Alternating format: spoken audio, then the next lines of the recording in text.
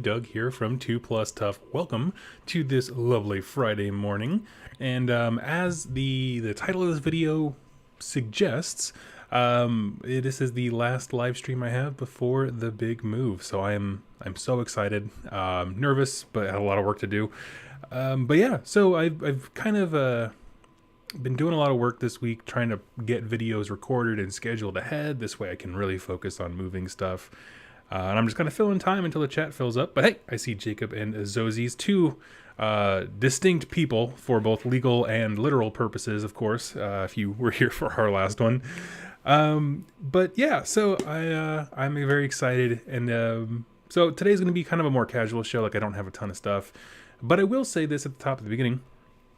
Tomorrow morning at about 10:30 my time, so a half an hour from now, tomorrow, I'm going to be doing a review of the previews show, because if you don't know, GW is doing a big preview event tomorrow, and we're going to recap and give our thoughts. It's going to be me and Donnie from over at, oh my gosh, why did I forget his channel name? Oh my god, I'm so embarrassed. I'm so sorry. Dice Chatter. I knew it was Chatter, and I couldn't think about what the actual... that's embarrassing. Anyway, love you, Donnie. Sorry, buddy. So yeah, that's what we're gonna be doing. So again, there's not a ton of news today, simply because all the previews are kind of coming tomorrow. But join me tomorrow morning, and we'll go ahead and we'll check those out. So, see the chat's filling up. If you are new to this show, welcome. First of all, my name is Doug, and every Friday I do this kind of live show where it's a little bit more relaxed, more chill. We just kind of hang out, and we go topic by topic, talking about the news, games played, hobby progress, anything like that. And then we always end with a main topic. Usually it's a discussion about the hobby at large, or ways that you can, get more enjoyment out of it. This week's a little bit different because I'm moving very soon, and so I don't quite have like a main topic planned, but we're going to do a get to know you game. And I've done it a few times here, and every single time it's been a blast. So hang out there. I'll get to know you a bit more, and that way when I get set up where I'm moving in Iowa, we'll be all set, and we can be good friends. So we're going to go ahead and kind of dive in. And the way that I do this... Oof, mad disrespect for Donnie. No, not at all. So the way I'm going to do this basically is instead of addressing every single comment as they come in and kind of interrupting my train of thought, I go section by section and I leave it open for folks to comment, and I'll get caught up on the chat at that point. So that's the intro done. Let's talk about hobby progress. Boom.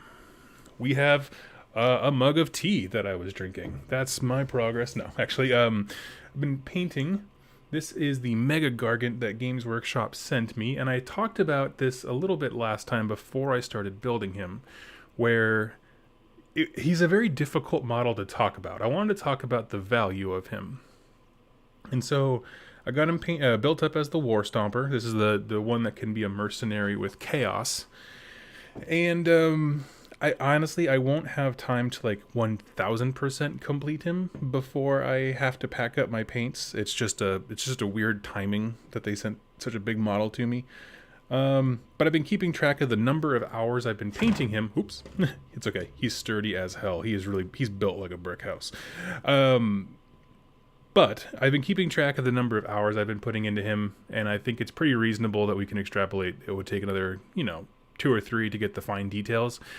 But I'm going to do a review of this model through the lens of hobby dollar per hour, and then you can decide if it's a good value or not. So rather than saying, this is a great model, Games Workshop is the best, this is the best value ever, and just kind of, being the shill that I get accused of on a daily basis, just kind of putting that in your hands and being like, what's the value to you? And so that's kind of awesome.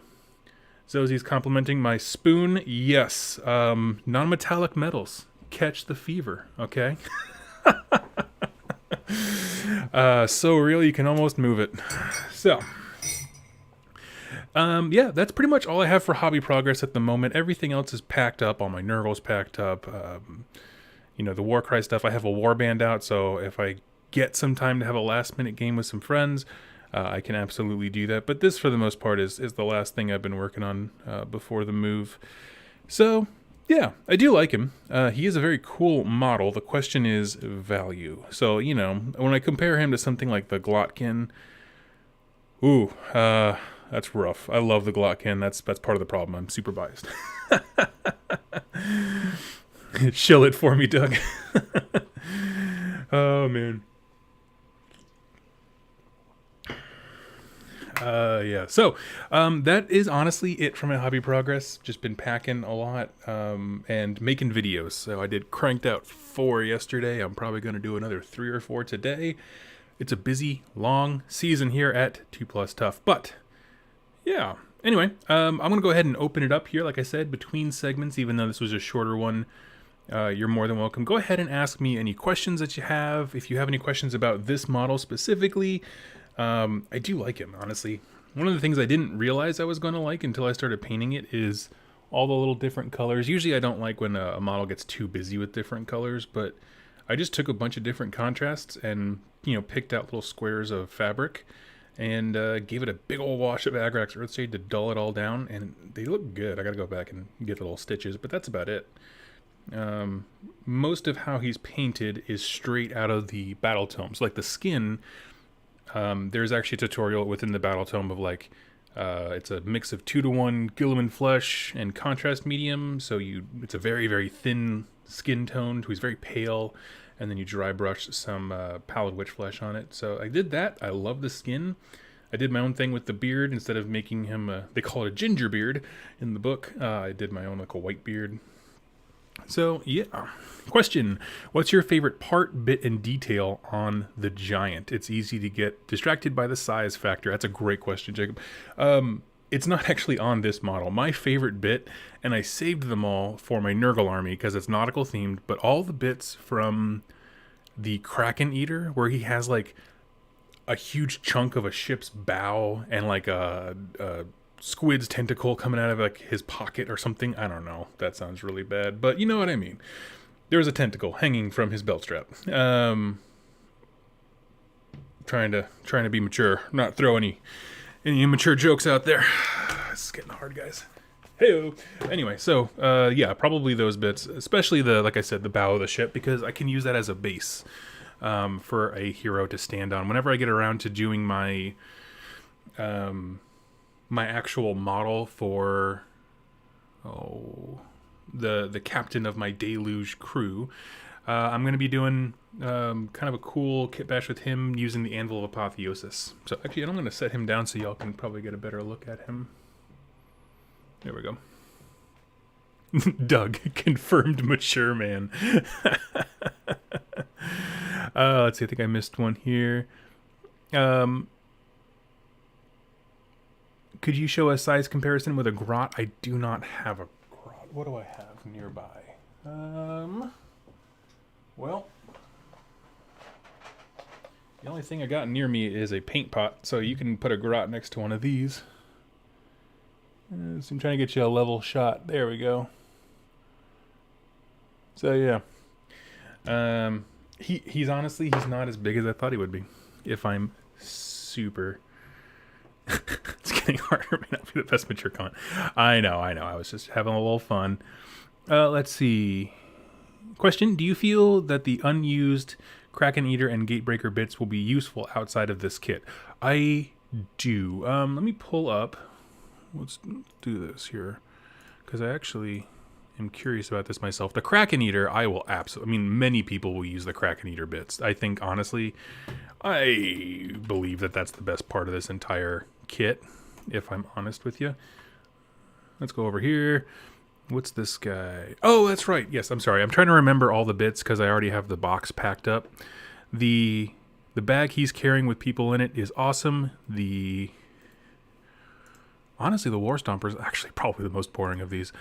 You have the ship's bow on his back with the dead man hanging off. Like, that's the part that I want to use.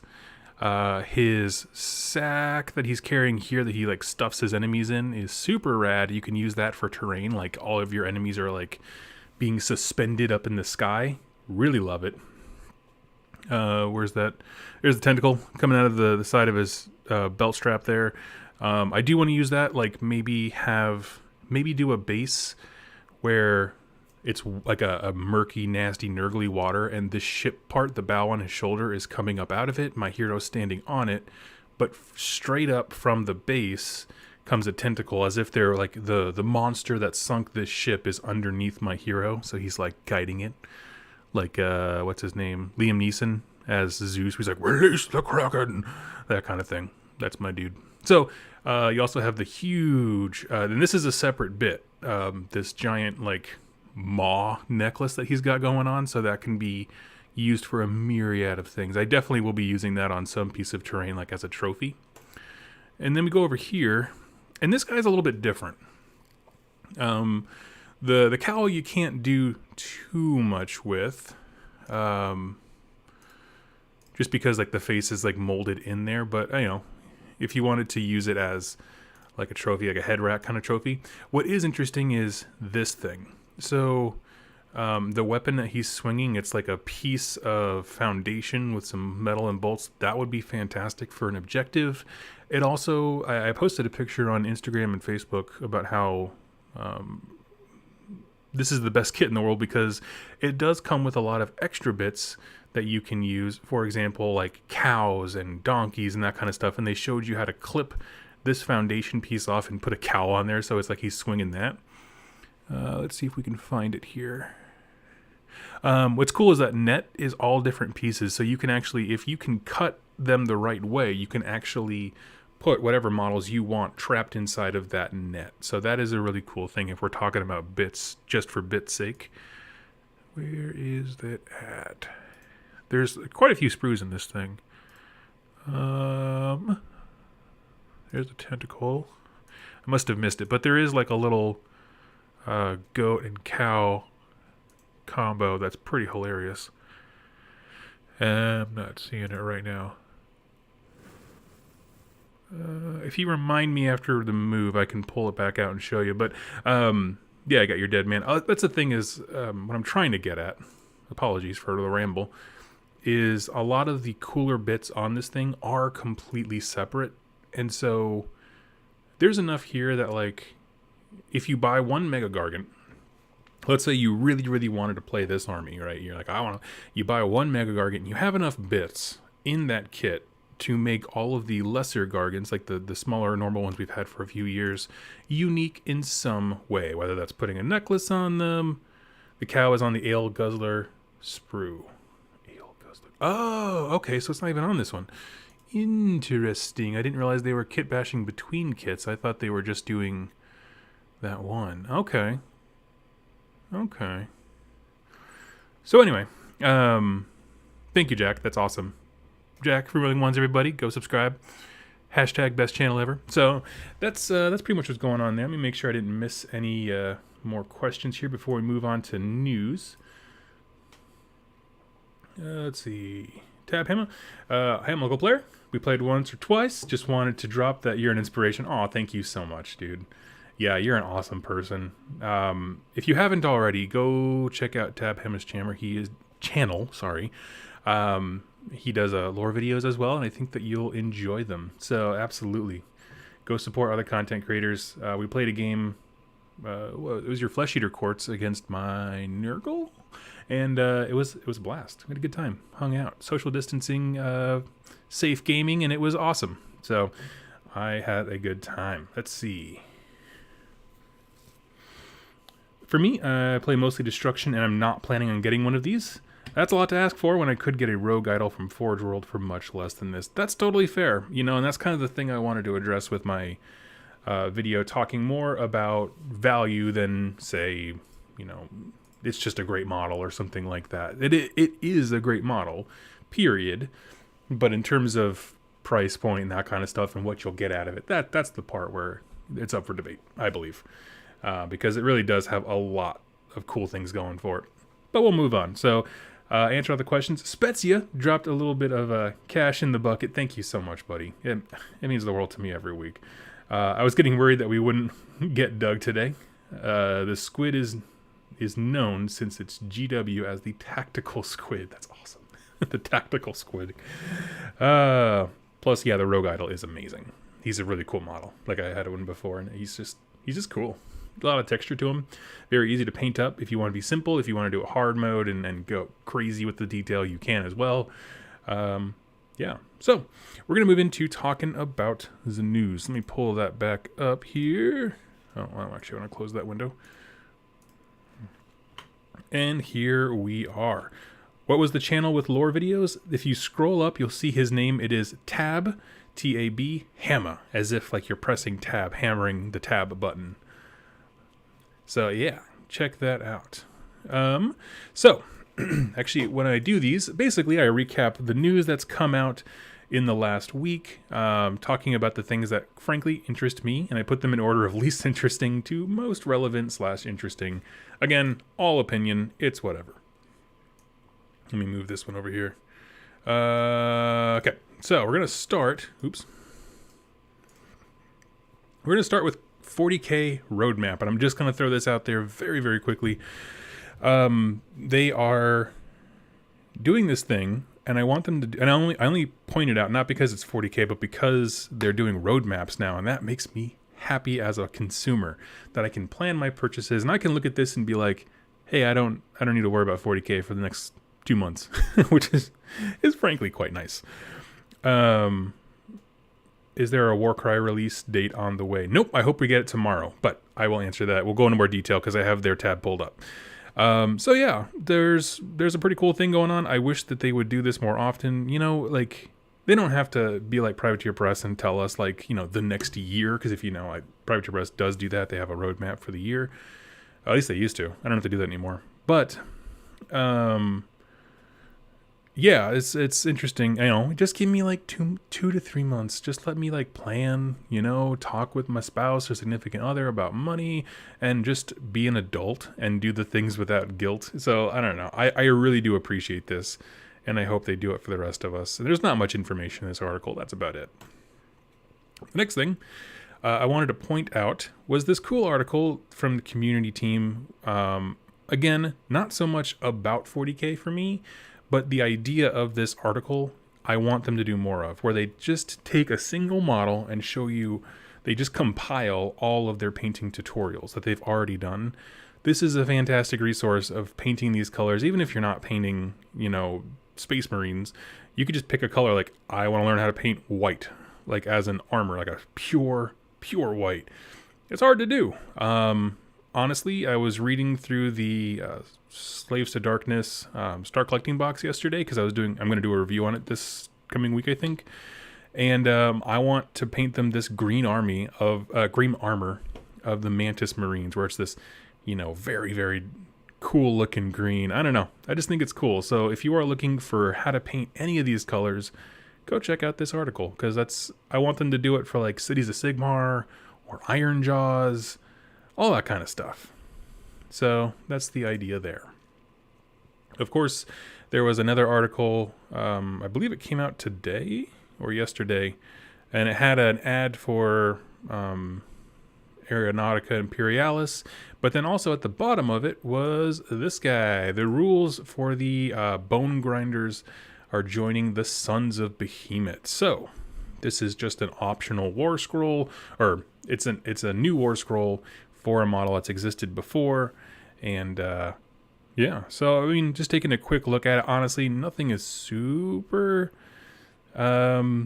crazy. He has a lot of the same rules: Timber, Sons of Behemoth, and the only thing is that he's a mercenary, but he's only a mercenary with destruction armies. And he does give a weird buff to orcs, so he kind of functionally acts like a rogue idol. So if you are somebody who's like, I want to interact with the Sons of Behemoth rules, but I do not want to buy the Mega Gargant, the Bone Grinder is considered a Mega Gargant. So if you like this model, you can find it, go grab it. What's interesting here, and someone correct me if I'm wrong, because I've really just been focused on the lore section of that book. I haven't done much in the way of rules. Hurled Boulder is a missile weapon, but he would also get a second hurled thing from the Allegiance ability, if I'm not mistaken. So, yeah. I'm resisting the urge to get a Rogue Idol, going 5 months strong in that. Oh, you're good. I was just making a comparison. If you're not into the Mega Gargant kit, they've added they updated this one to make it that same level. So, he's gained like 15 wounds. Yeah. But who likes the Bone Grinder model? Well, that's fair. That's up to you. I can't help you with that one. But he fits right in line points-wise with the rest of them, and that's pretty cool. Yeah, I don't see anything that makes him... Can he be a hero or not? Because he's a behemoth. I don't know. I have to look into this more. I don't want to read it word for word right now, to be honest with you. But the fact... they were much more snappy on updating this one from Forge World than, say, the Rogue Idol from Iron Jaws when the War Clans book dropped. And I just appreciate that. So, go check it out if you are interested. Is an eligibility is just for man crushers. Okay, thank you. Thank you, Hawkeye. Freaking Hawkeye. So here we are. Tomorrow morning, we have the preview event going down. I'm going to be hanging out with Donnie. Let me make sure the time's right here. Yeah, hanging out with Donnie from Dice Chatter. We're going to be chilling and chatting about this about 10:30. So almost this time tomorrow. So yeah, hope to see a lot of stuff going on. They're calling it Gridiron and Glory. And so I think this is really going to be a reveal event for the specialist games that they do. So, and if you're a fan of Blood Bowl, Warhammer Underworlds, and Warcry, we'll have something extra special for you. We'll be showing off new models and expansions. It's going to be amazing. So, yeah, I'm very excited for it. Was there anything special? No, it's just a preview picture, but I'm pretty sure that's like one of the Dark Elves or something. So, yeah, here we are. Next article, Warhammer Day. Saturday, the 31st of October. So sadly, I will be traveling. I will be in my Mini Cooper across this great country. Probably surviving, or my sustenance will be terrible roadside food, and I will need to rest and relax. But essentially, they're just carving out a day to just talk about Warhammer, do some hobby, hang out with people. I believe if you go into the store, you get a unique Terminator chaplain who's not Primarist, so if you like the old Marine style, there you go. But yeah, let's see. Really like Terminator chaplain? Yeah, he looks baller.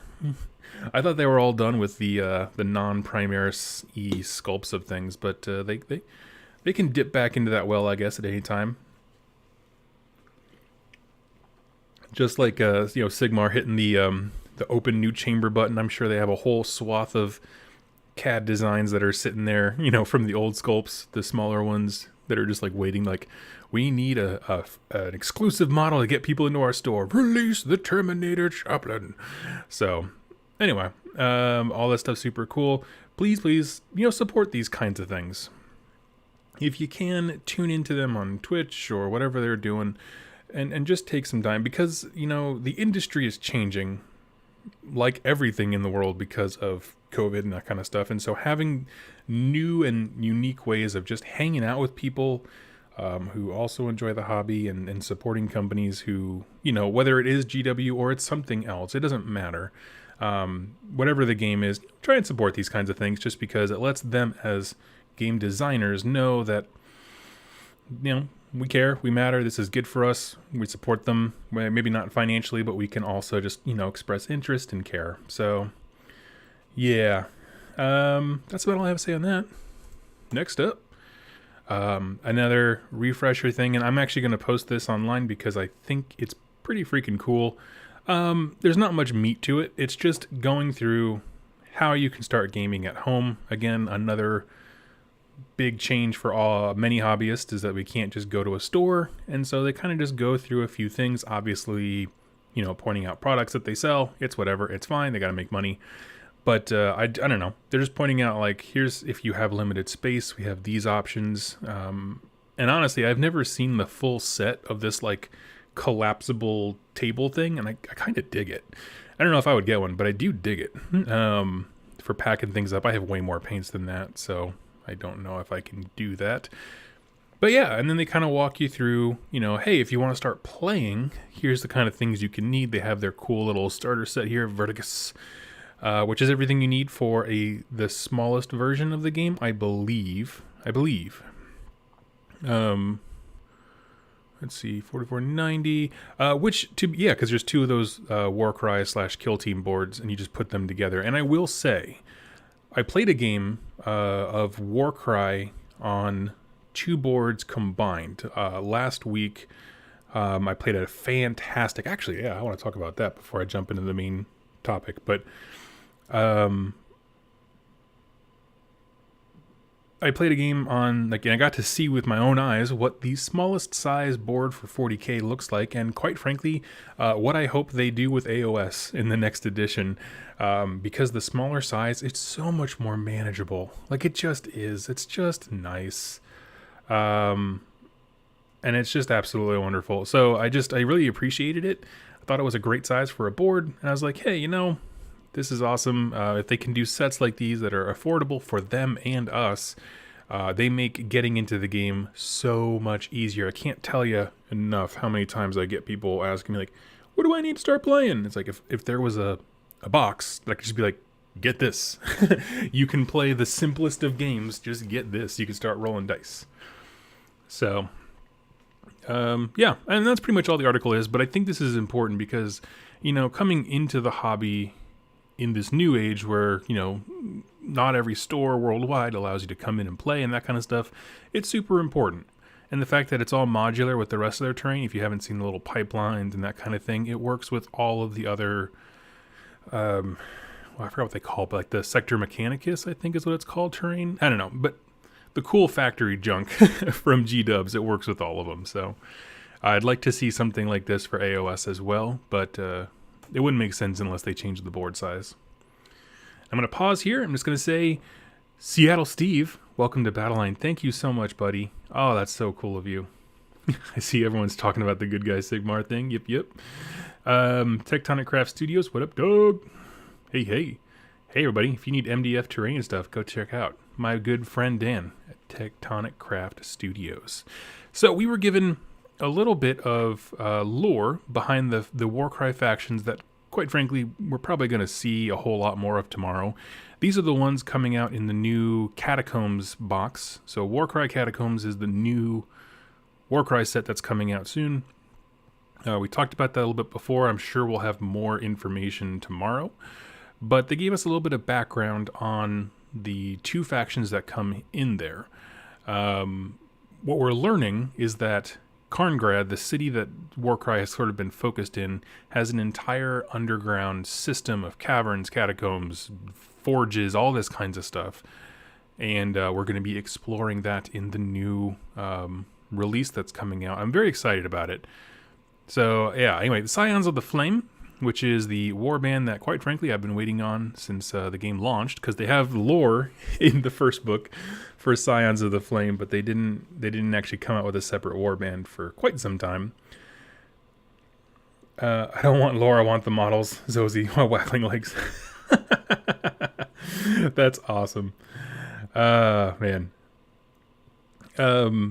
So the Scions of the Flame, they have this cool... They're actually based, so everything's kind of Fire-y. And by Fire-y, I mean this guy literally has 3 separate flames currently ignited upon him, and he's doing fine. Basically, they eat fire magic and they hunt fire beasts like Magma Joss and that kind of stuff. And basically, they see undivided chaos as this ever-changing roaring flame, which is very cool. It's an aesthetic that I thought was really nice when I think about it when it comes to Tzeentch stuff, even though there's nothing Tzeentchy about them per se.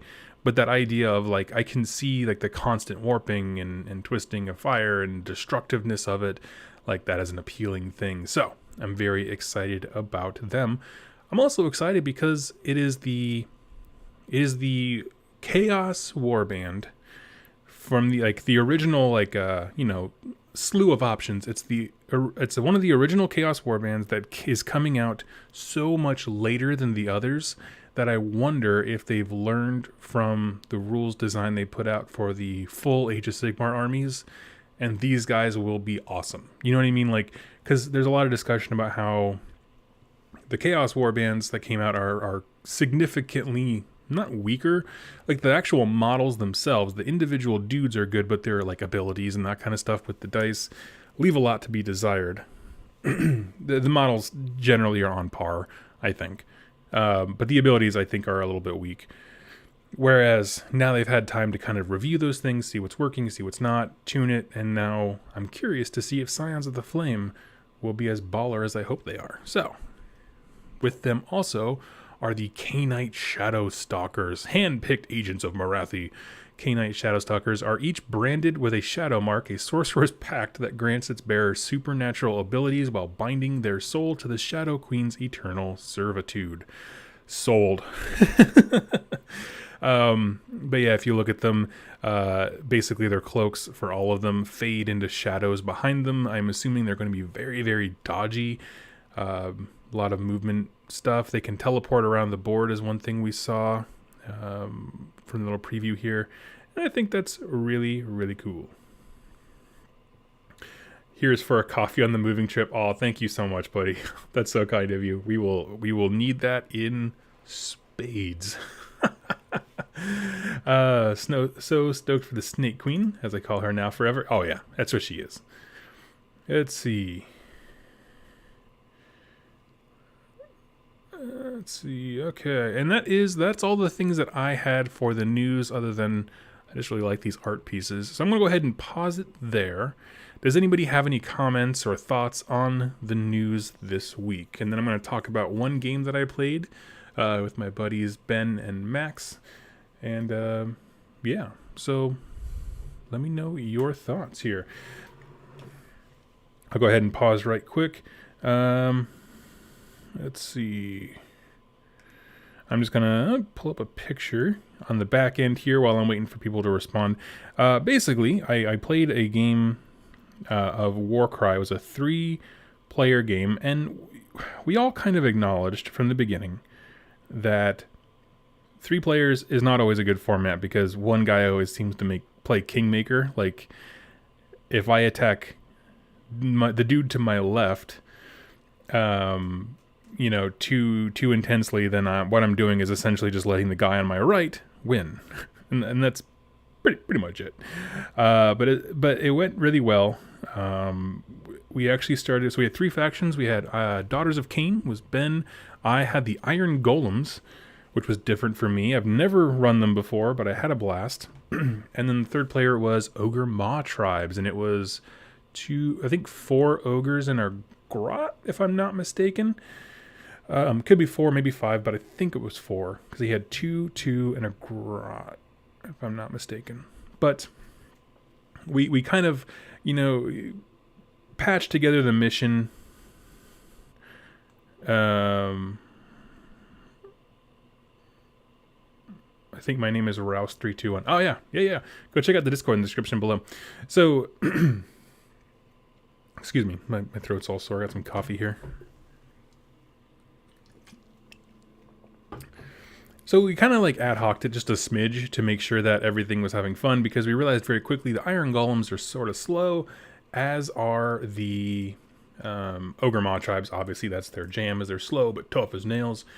And so we kind of worked together and engineered a little way for us to make sure that, quite frankly, the Daughters of Cain didn't just sweep, because that would have been no fun. Let me throw some pictures up here. Give me just a hot sec.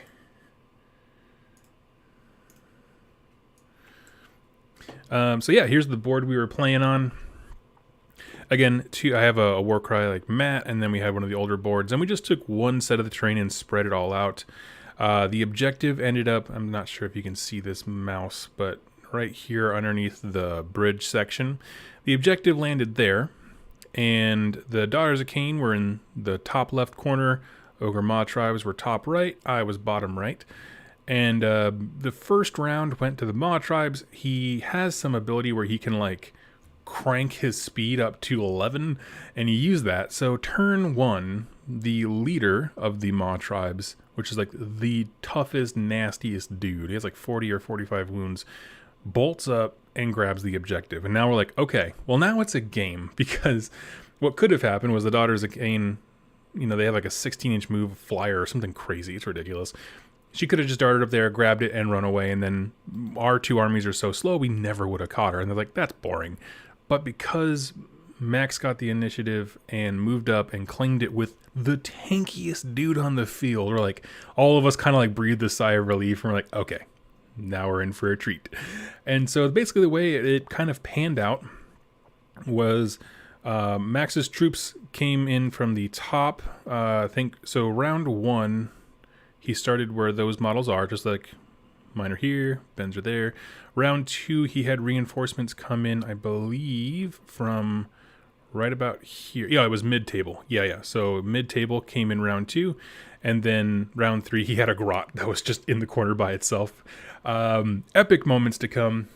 Essentially, there's a huge scrum right here where we're all... His tyrant, or over-tyrant, whatever the boss is, just absolutely decimated stuff. Like, just straight up. It was just like... He turned my champion into pulp.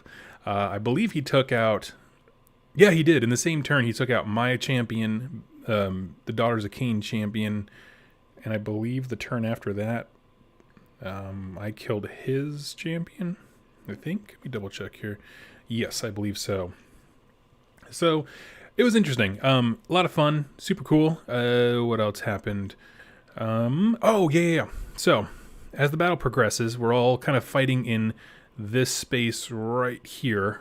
The objective's getting passed around. And then, ultimately, my ogre, the one ogre you get when you play Iron Golems, at least with the one base set, he does like mega charges. He's taking out Daughters of Cain left and right, just smashing through them. He gets the objective. And then by the last round, I'm going to pull this off here just to make sure I have a good picture of it. Give me one sec.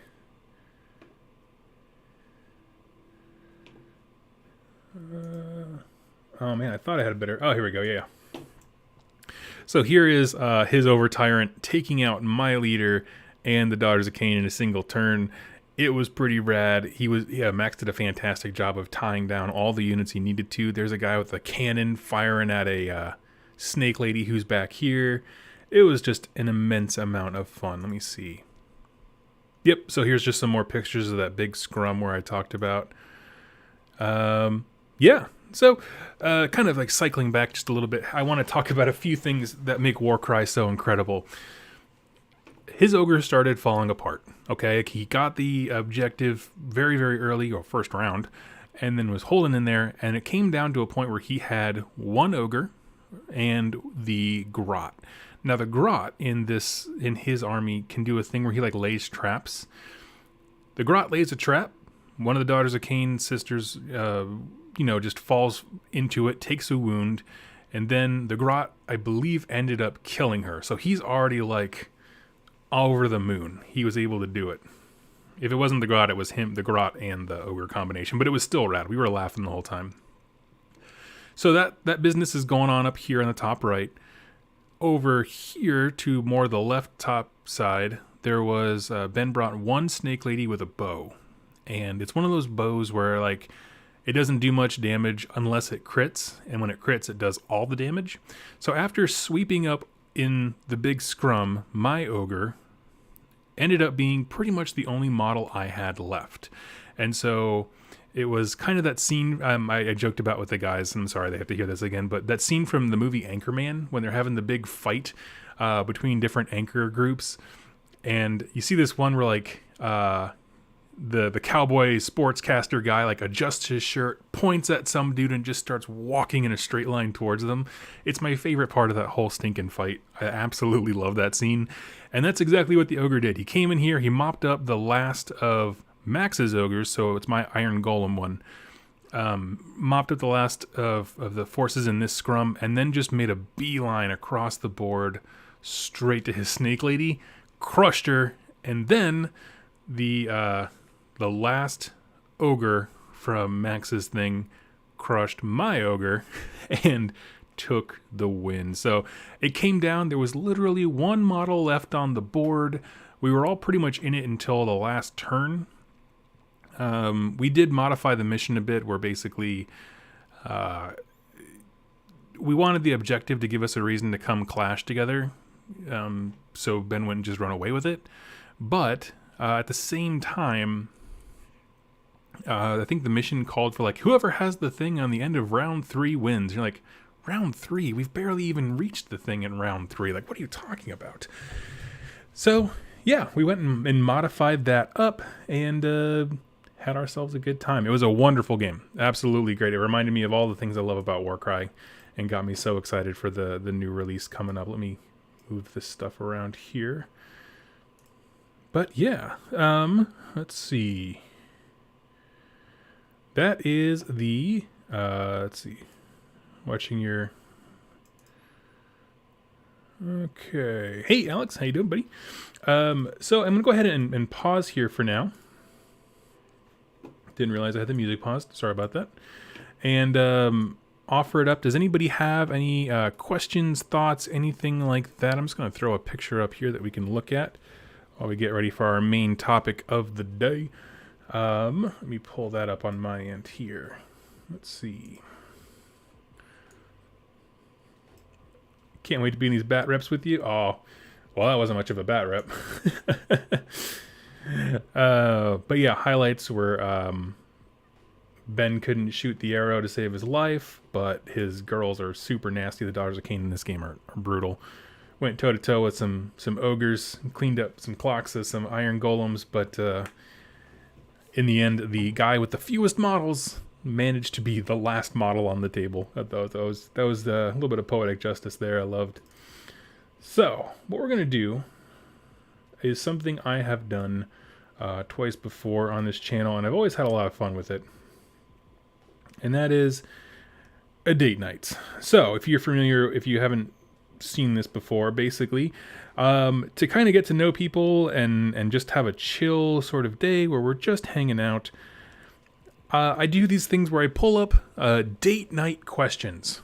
If you're going on a first date with somebody, to get to know them a bit more. And so some of these are hobby related, some of them are not.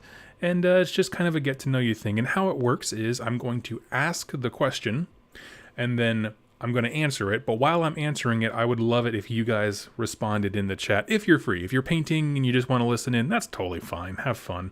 But I hope that you enjoy this just because it's quite a bit of fun. So we're going to jump right in here. We're going to see here. So date night questions. Okay.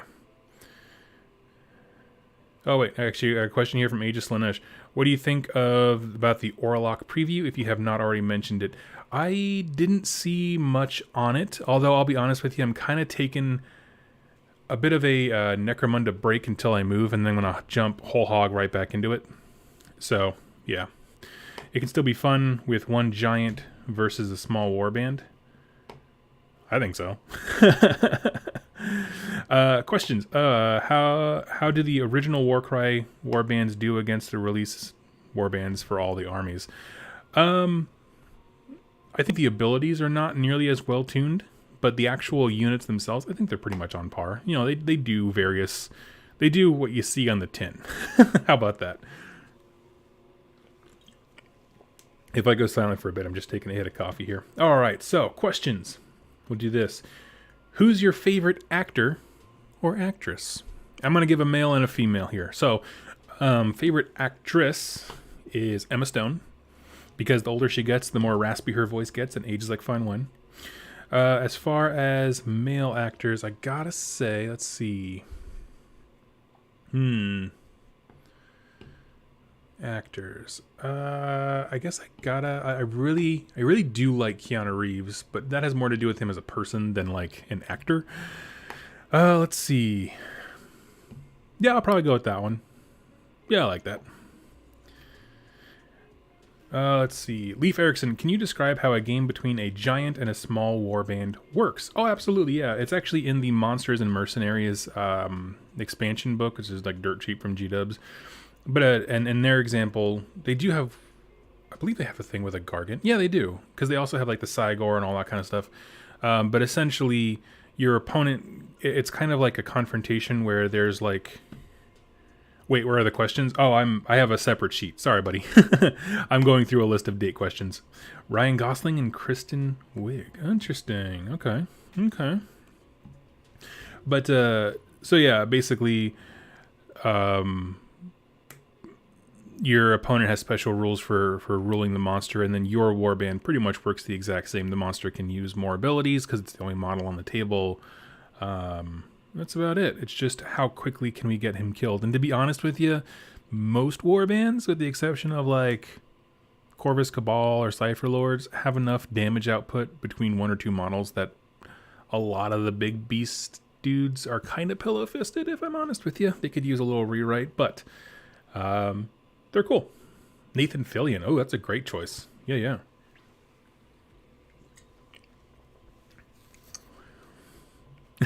Totally Nathan Fillion.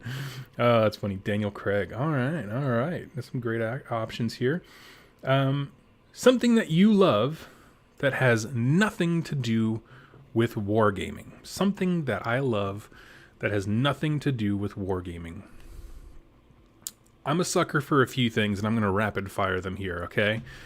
I find the most hypnotic thing that the internet has ever given me as a person is watching Instagram videos of people do nail painting, okay? And I mean like salon level nail painting. If you have not watched this crap, it is the best thing ever. Where they do all these kinds of crazy designs, and they just use color and use paint mediums in very interesting ways. It just so happens that the canvas is a human nail versus, say, a miniature. But they do super cool things that you can't do with acrylic paints. And so I'm trying to figure out how I can do that. Let's see. Jiu-jitsu, blacksmithing, rattos. Oh, that's right. Yep. You got your little rats. That's awesome. I studied dead languages. Okay, right on. That's certainly has nothing to do with wargaming and is very unique, and I love it. Bass playing and armored combat. Okay. I make custom action figures. Nice. What kind of action figures do you make, Leaf? That's a super interesting thing. Other stuff that I love that has nothing to do with wargaming. I'm a true crime junkie. I love all things macabre. Political philosophy and CrossFit. Those are, that's sweet. That's a cool combination, to be honest with you. Let's see. SCA Armored Combat. Caleb, I don't know what that is. I don't know what Armored Combat is. Can someone give me like a 1-sentence synopsis? Because I'll be honest with you, when I hear Armored Combat, I have flashbacks to a Renaissance festival I went to in high school, where the festival, this guy has the greatest job in the world, okay? They hired a guy who is like a professional swordsman to come in and then, nerds like me pay like $10 and you get to go like 3 rounds with him in a little arena pit, okay? And so this guy's job is just beaten up on nerds all day, and it's just they're paying him to do it. And I was just like, this guy figured it out. I don't know how he's doing now that COVID has kind of shut down all those things, but my goodness, that guy cracked the code on a successful life.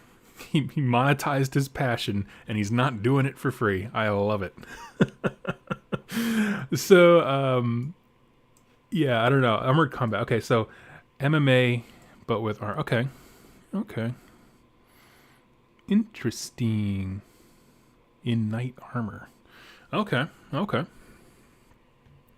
Let's see. Yeah, so my thing, honestly, I'm always either listening to like an Age of Sigmar podcast or a true crime thing, just because I like it. I also like listening about paranormal stuff. But yeah. Let's see. That's how we got around COVID. 6-foot-long sword. Oh man, that's funny. Let's see.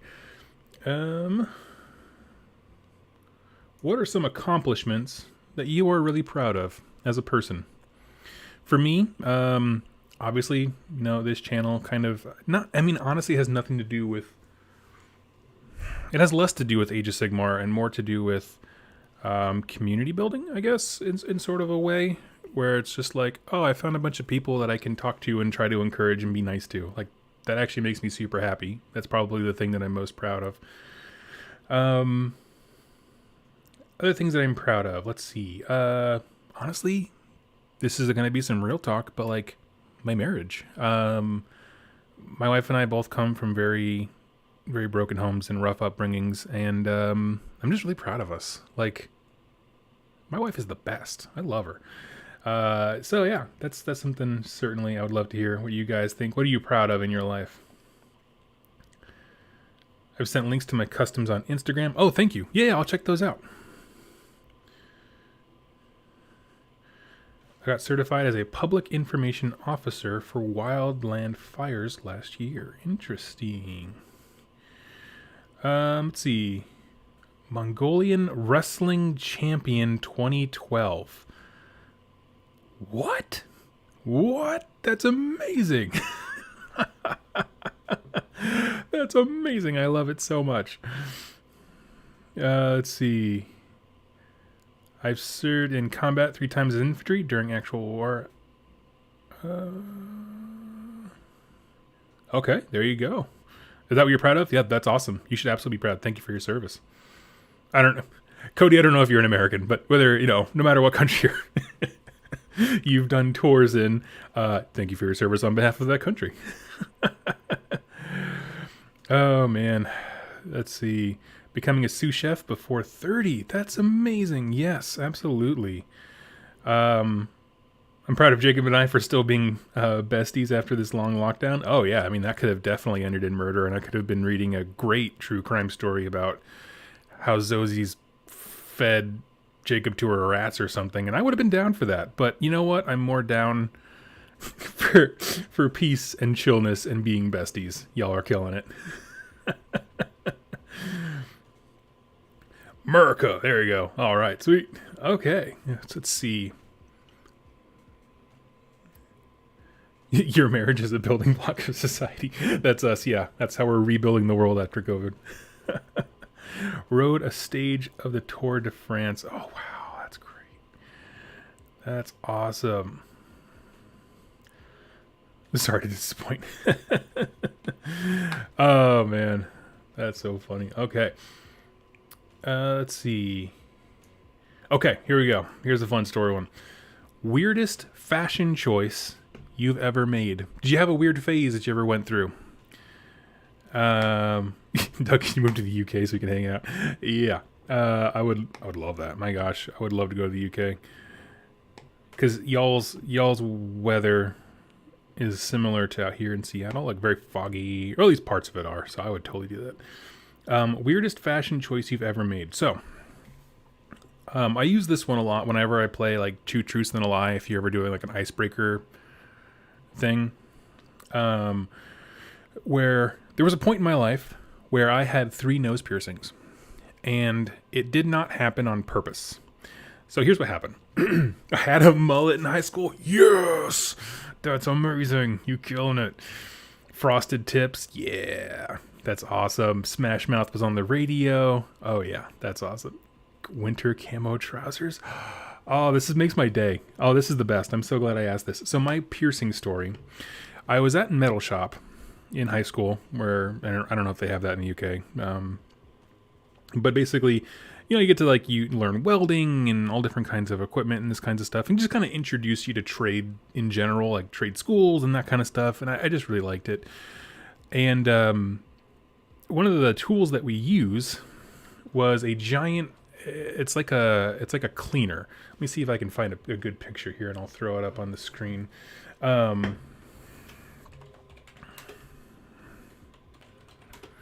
Let's see.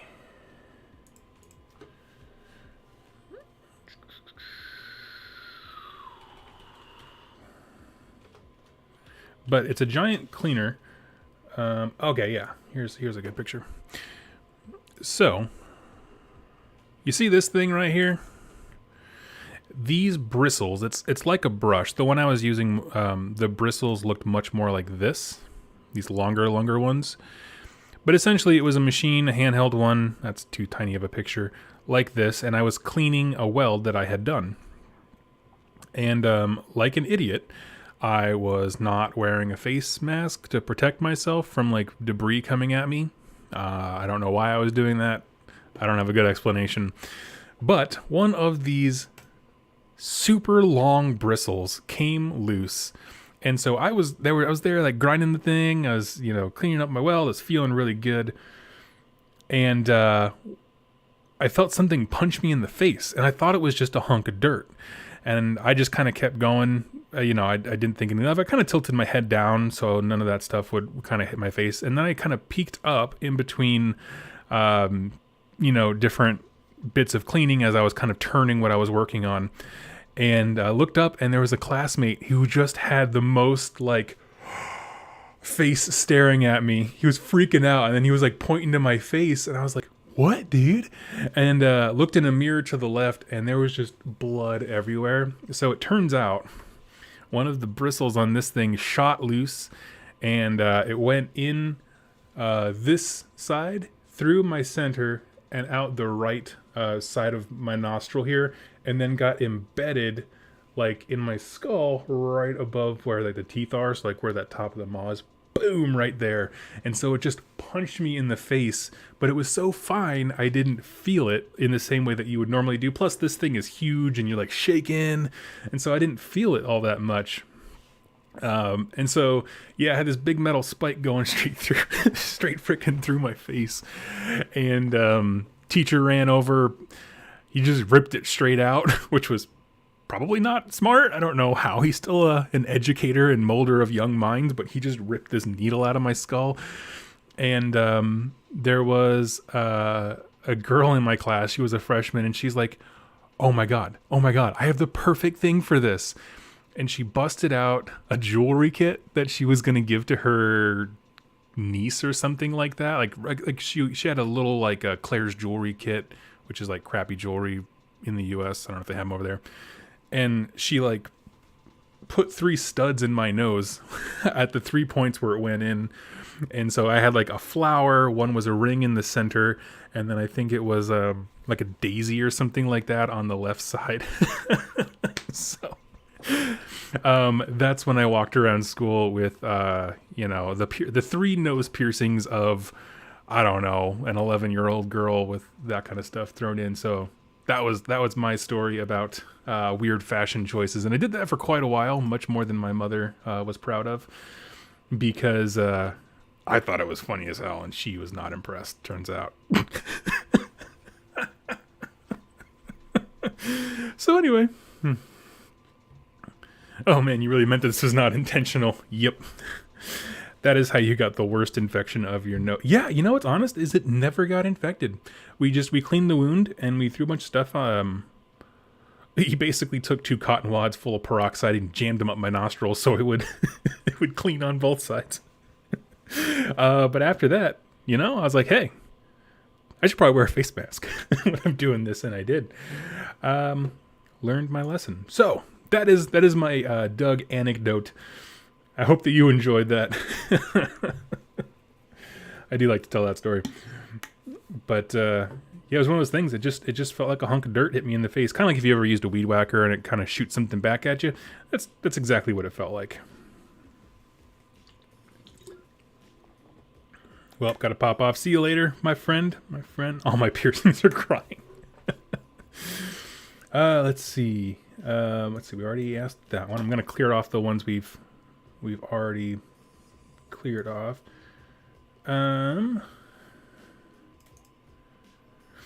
Okay. So I took a lot of time on that one, but there were some really great responses from y'all. Orange on Orange is a pretty great one. What is it? Winter camo khakis. Oh my gosh, I love it. The mullet. So good. Let's see. I'm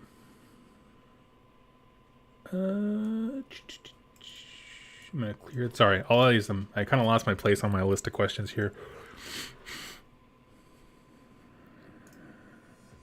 What is a trend or fad you've never been able to understand? And I'm actually going to kind of modify this. Let's keep it hobby related. So mine, that the things that people are talking about that they sound very excited about that you're just like, I don't get it.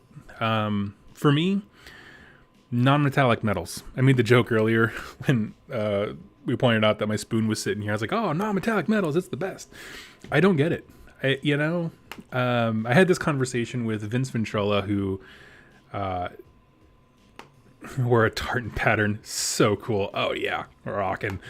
But I had this conversation with Vince Ventrella, who, if you are looking to, up your painting, his channel has some of the best tutorials around. He really does explain color and all that kind of stuff. He does a great job. So, none of that. I'm not. So this is not a shade on him at all. But we were having a discussion, and he was talking about how, the GW metallic colors, he really doesn't like them. And we were having this discussion with, I was having this discussion at the same time, funny enough, with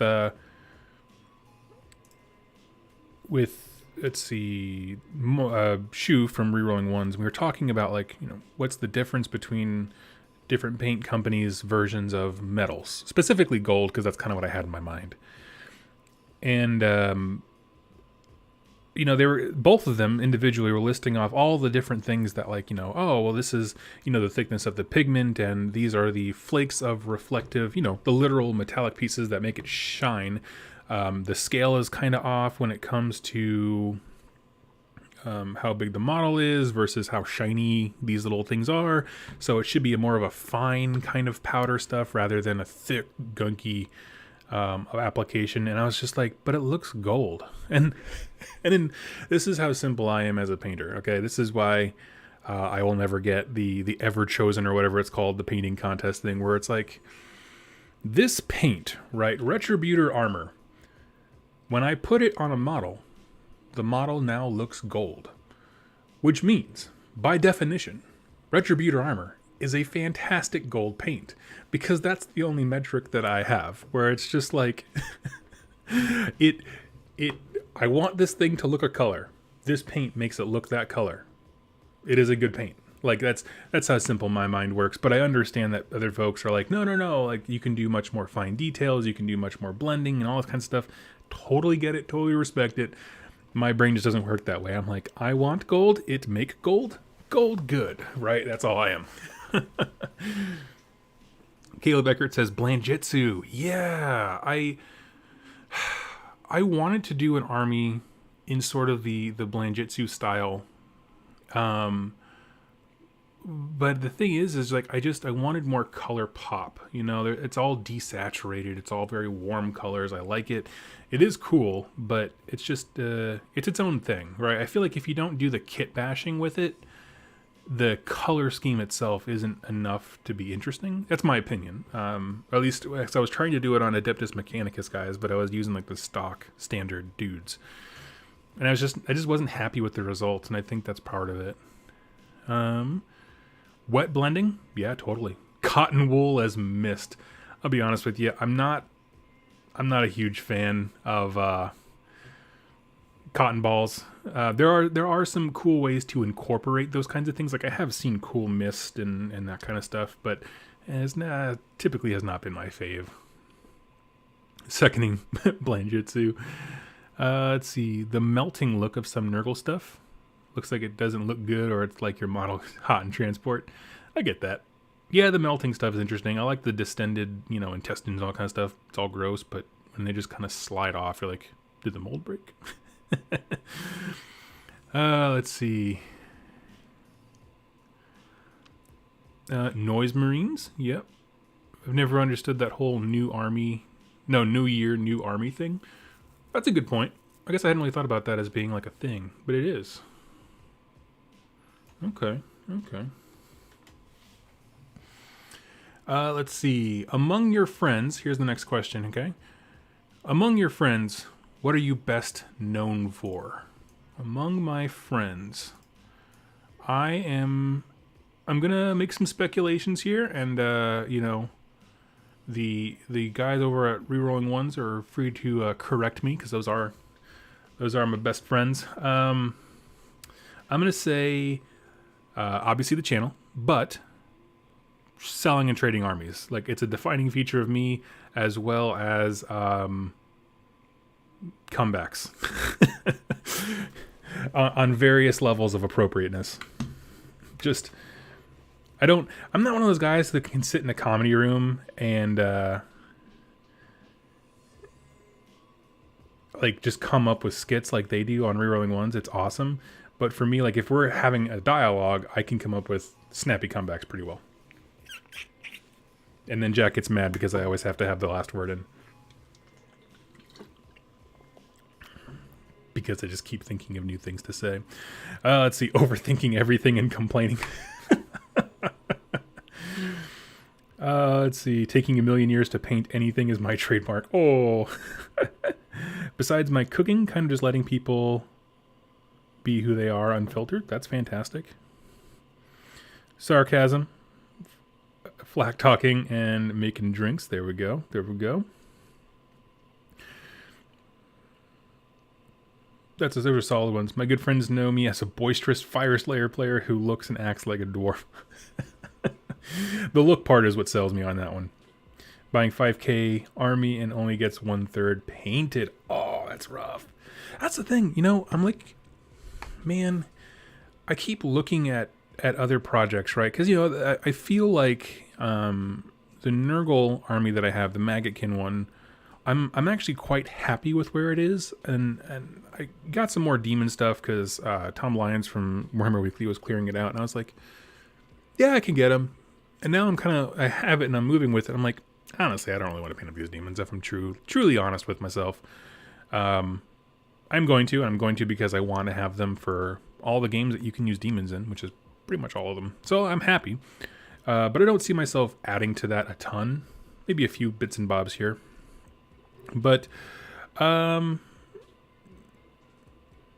yeah, so beyond that, looking at other painting projects, I'm like, man, I can't summon the motivation and energy to paint an entire another army. And I don't know why that's so hard for me, because it's something that I've never had trouble with before. But, you know, I grabbed some orcs for 40k to do Crusade, and I'm just like, I'm super excited to dive into them. And I think part of it's because Crusade is a format that starts so much smaller, like your first games are the equivalent of 1,000 points. I'm like, I could do that. But yeah, it's been crazy. Let's see. And all that it implies, drunk, easy to grudge. That's awesome. Okay, let's see. I got those. We already answered those. Let's see. This is a simple one, but I'm curious to see how many people are like myself. Least and most favorite household chores. Okay. Now, this is the next step in relationship. We're talking about cohabitation. We're getting close. We're buddying up. Least favorite chore, vacuuming, because I hate the sound. I got like noise canceling headphones specifically just so that I could wear them while vacuuming, but I do hate it.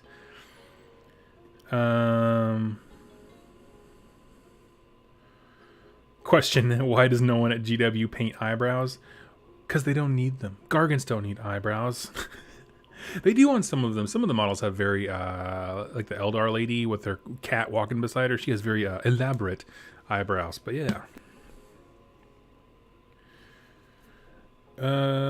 Let's see. So my least favorite, is definitely the vacuum. My favorite household chore, honestly, is just doing dishes. Because, you know, you start with a sink full of dishes, and at the end of it, it's empty. You can look and see you've made progress, you've done a thing, and it only takes about 10 minutes. So it's just like, this is nice. So yeah. Least is laundry, most is vacuuming. For the exact same reason. That's funny. Man. Most bathroom cleaning, mopping. Yep. We can extend hair washing to a household chore. You know, I can't sympathize because my hair is not that long, but my wife would certainly agree with you. And the cousin its that I pull out of our drain on a regular basis would also concur. If you understand the Addams Family reference there. Let's see. Doug, you got your favorite and least favorite chores mixed up. No. I would do dishes for 100 years over vacuuming for a year. I mean, my favorite job. So I used to work at Applebee's when I was in college, and my favorite job was doing dishes. You just do your own thing. You just tune out the world. So, what Black Library books are you reading at the moment? That's a great question. For me, I'm not reading any right now,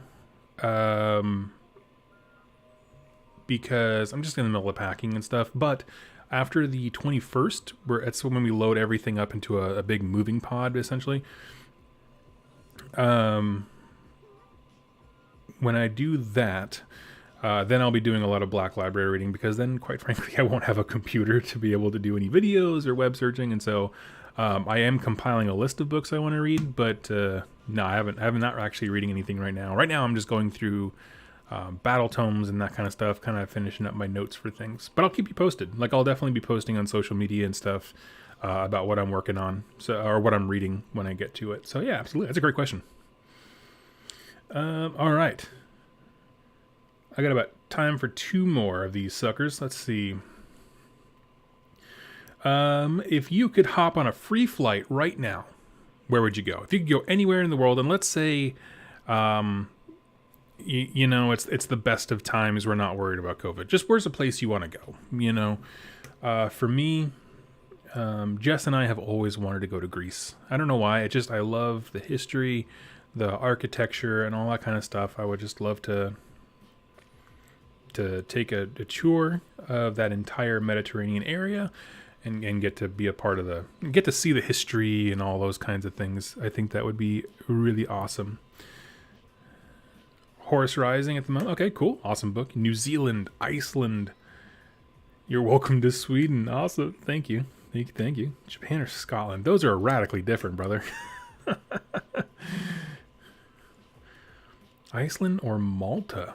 I have never heard of anyone being like, I want to go to Malta. Let's see. New Zealand. Yeah, you want to walk the path to Mordor?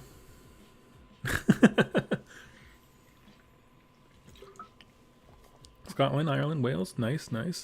Yeah, so that's definitely mine. I'm a history nerd. I like all that stuff. I think Jess would be much more interested in like the art and the culinary culture and all that kind of stuff. Like, you know, there's just a lot of how different nations kind of view like the use of color, and that's kind of a strange thing to say, but like, you know, I remember, you know, because I went to high school in San Antonio, Texas, and you know, there in San Antonio specifically, there's a higher percentage of Hispanic cultures, most of them from Mexico, but they just use color. Like, there's a lot more pastels and that kind of stuff. It was just a much more colorful and vibrant place. And then I moved, you know, to like the Midwest, where it's kind of a bit more drab and that kind of stuff, where it's a lot more earthy colors. There's not the use of bright, you know, things as much. So it's kind of a crazy change. So I'm curious to see how they, you know, what their art and public services and color palettes and that kind of stuff they like. I love that kind of stuff. You should visit the Greek islands. It's awesome. Myself, I would travel through South America. South America is pretty cool. I've been to a few places down there.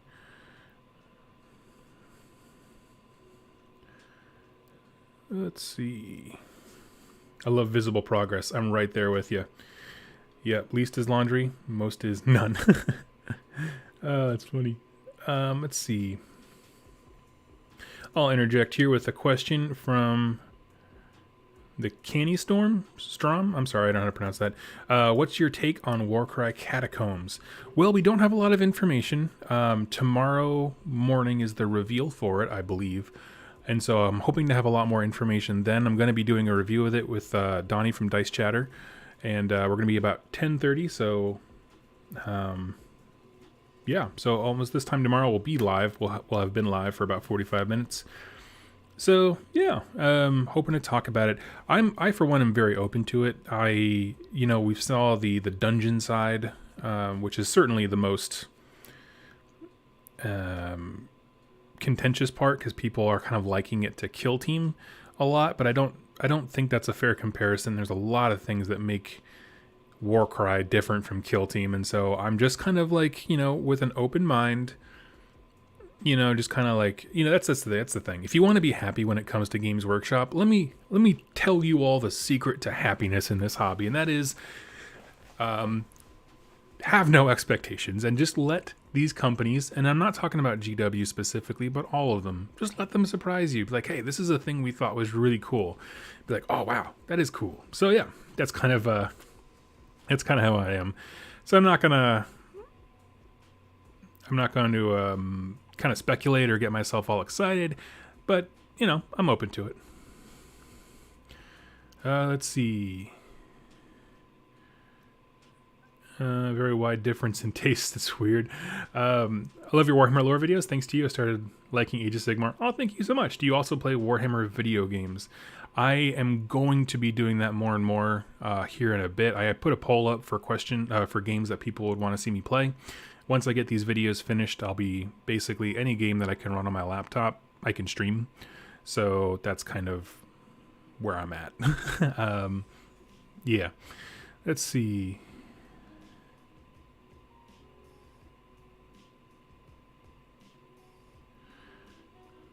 Yes. Hello, Andreas.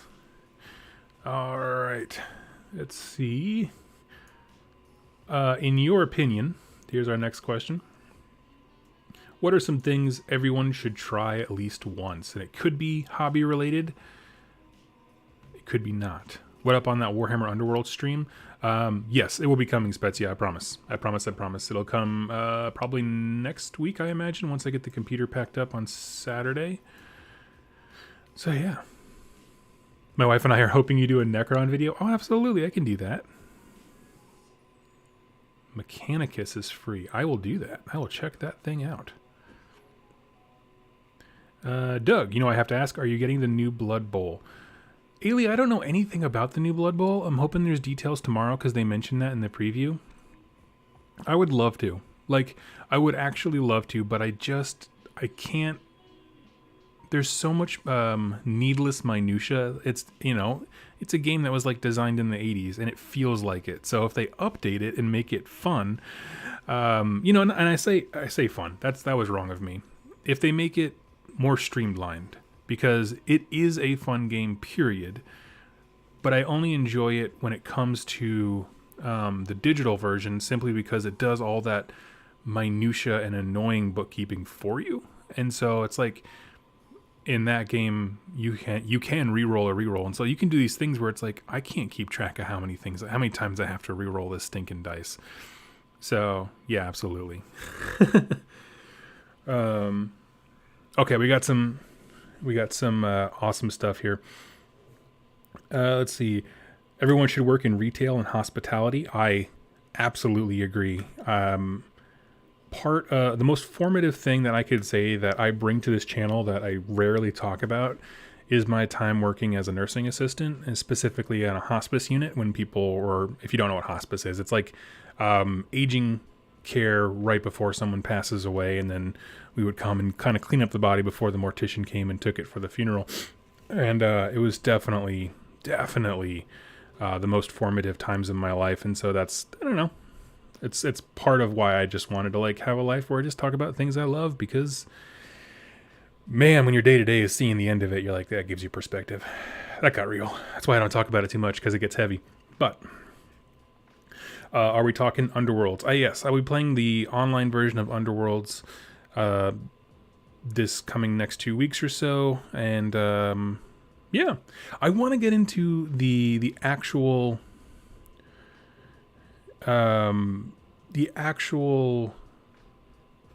miniatures game for Underworlds, but there wasn't a lot of players out here. There might be in Iowa. I'm moving to the Iowa City, Cedar Rapids area, so if you're in there, shoot me a line. But yeah, so I'd like to. Honestly, I have the Worm Spat, the Nurgle Warband all painted up, and I want to use them. So that's about it. But as far as the video game stuff goes, yeah, I'll jump into that. Absolutely. Everyone should serve in the military for 2 years. You may learn that there are so many other actual issues to get upset about. Dude, yeah, I got some of that from my brother, who was explaining that to me. I'm just like, whoa, it's a whole other world. Travel somewhere internationally on their own. Ooh. I haven't done that, and that sounds terrifying. No, actually, that's not true. It does actually sound very liberating, if I'm honest with you. If I could just be like, I'm at the customs office, you know, leaving America, and they're like, do you have anything to declare? I'm like, no, I don't, because I left all my craps here. And then you hop on a plane and then you just go. That sounds actually pretty awesome.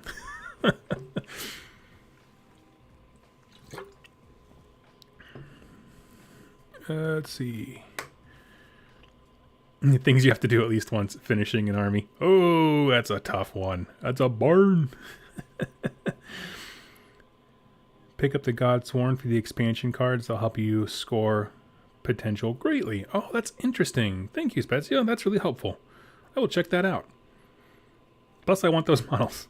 I actually, I'm going to do this thing, and I'm kind of winding down the show here, guys. I'm sorry about that. I have to step away, but I want to do a thing, and you guys will get the advanced notice of this, but I'm going to put it up on social media where I'm going to declare a bounty, okay?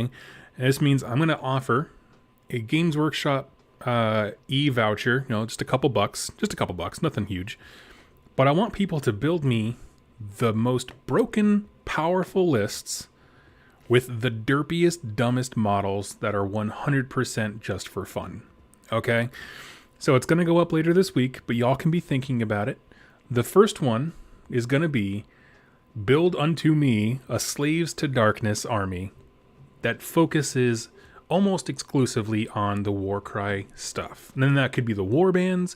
It could be like the add-on creatures like the Spherinx or the Ogroid Thaumaturge. No, that's the Zinch one. The Myrmidon. There we go. So, you know, I'm going to throw that out there so you guys get to do that. And it's going to be like a $5 to $10 gift card. But the idea is just getting people talking about these units and models that we just don't see enough or we kind of write off. Because honestly, like, I've been, people have reached out to me multiple times of being like, hey, listen, I heard somewhere that like, Ailey, their rules, that they don't fit in the game very well. I've had people reach out to me and be like, hey, listen, I heard that you run, Puscoil Blightlords, but everyone online says they're terrible. Can you tell me about how you run them? And it's like, yeah, I just throw them at people and then I forget about them. And the other half of my army does all the work. That's pretty much how Nurgle plays. But this is the idea that there are all kinds of units out there that people want to play with because they love the models or the lore behind them, but they don't really quite fit in anywhere. And so I'm going to throw that out there of a challenge of build me an absolute army of Slaves to Darkness, focuses exclusively, or as much as possible because they're not Battleline, but as much as you can on the Warcry stuff. So I'm pretty excited about that. Let's see. Cody confirmed absolute unit. So yeah, and I meant rules wise, obviously with the derpy unit thing. It's up to you, because I mean, because if I went build me an army of derpy units and I went by a model, it would just be Marauders all day, because they are the ugliest sculpt or zombies. Ugly sculpts that you can just buy buckets of, and you'd probably win just by drowning your opponent in tears and that kind of stuff by how long it takes in your movement phase. But no, I want to talk about actual rules and stuff. So yeah, that's definitely what I was thinking of. Let's see. Hate when hobby figureheads just talk down units and say they're unusable. Oh yeah. Yep. I'm the same way, and that definitely causes a lot of friction between me and other content creators, where there's multiple times where I'd be like, I do the SpongeBob meme where I'm like, I'm out. I gotta go step away for a minute, because, you know, the term unplayable is thrown around a lot when it comes to units that are very much playable. Marauders don't need an update. They are bits for converting the Warcry warbands into dank. Yeah, that's fair. I'll give you that. You know, I was really hoping, if I'm honest with you, I was really hoping that they were going to retire the Marauder kit and instead give basically a war scroll that was quite honestly bland enough that you could use your Warcry warbands as Marauders. But the only thing there is, though, people would get dickish and gamey because If you left it that open, they would just take like, oh, I'm taking all of the ogres from Iron Golems, and I can take 30 of them, because base sizes don't matter, because there's like 3 or 4 base sizes across the Warcry warbands and all that kind of stuff. So, you know, it gets too gamey, but that's kind of what I was hoping for. I was kind of hoping that the warbands would fill the role of Marauders. Yeah, they didn't really. So, yeah. Let's see. Ailey, oh, Spider Fang with Gloomspike Gits, absolutely. That sounds fun too. So maybe we'll do that one next. But yeah, so I'm gonna go ahead and wrap this stream up. Thank you guys so much for hanging out with me a little bit on this Friday. I know it was not a super heavy, you know, AOS Warcry thing, but tomorrow we will dive into those topics in force as me and Donnie talk all about the GW reveals and that kind of stuff. So I think you'll have fun. It'll be an absolute blast. We'll make it fun because he's a great guy, good sense of humor. And after that, I will catch you from the new location. It'll probably look a little rough because things won't be super set up, but from there, we will have the show going. So thank you all so much for all your support. This move is massive. It's humbling. I don't know. Just thank you from the bottom of my heart. So I'll catch you soon. And hopefully in the new place, and happy wargaming, my friends. Take it easy.